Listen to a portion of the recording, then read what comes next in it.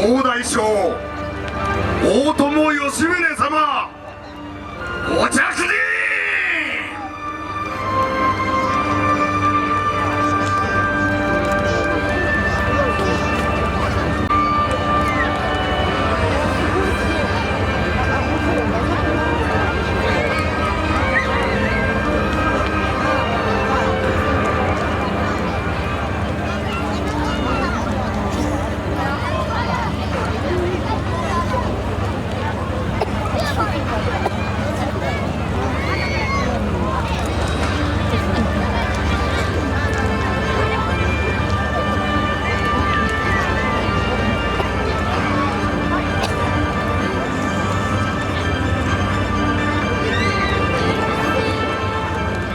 親方様よりのお言葉である。心して聞け。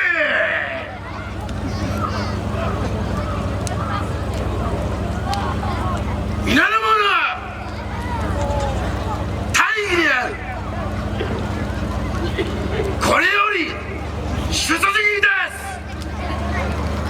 大殿、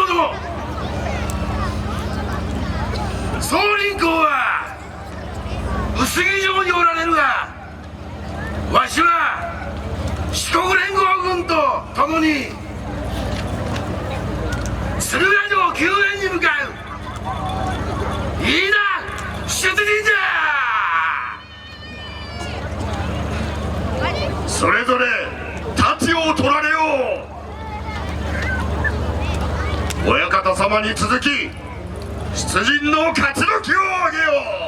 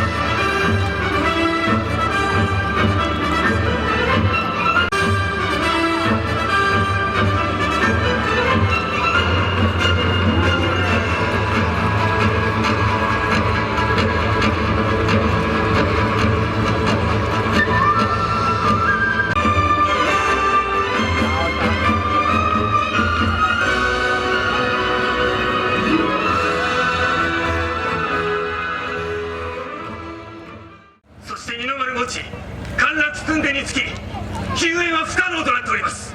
おお、だからどうした？はっ、我々豊臣軍はこのままでは敗戦が濃厚となります。いらんの？というのは、そのような知らせでわしが喜ぶとでも思ったのか？しかしもへったくれもないわ。敗戦の報告を受け、愛そうかとなるものか。どうする？ではどうすればそれはお主が考えることであろう。なんじゃ、お主の頭はその兜をかぶるだけのものなのか？そのような無能な頭では土佐の囲碁思想もたかが知れておるわ。どうして太閤殿下はこのような者どもと九州攻めを考えたんだ？面目ござる。お主はよいの。そうして謝ればいいのだからな。お主のような無能な部下を持ったわしがかわいそうじゃ。恐れながら申し上げます。よい、申せ。拙者が考えますには、ここは豊臣本体の到着を待つのはいかがでしょう。待ってどうするのじゃ。本体が戦とはここを使うのだよ。皆の者、手柄を取れ。首を取った者には褒美を取るぞ。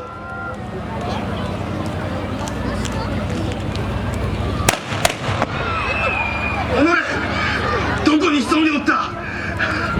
おのれ、島津だ。いや、ここまで強ければ撤退も勇気ある撤退。それに大友、待て、死ぬでないぞ。少子お主もじゃ。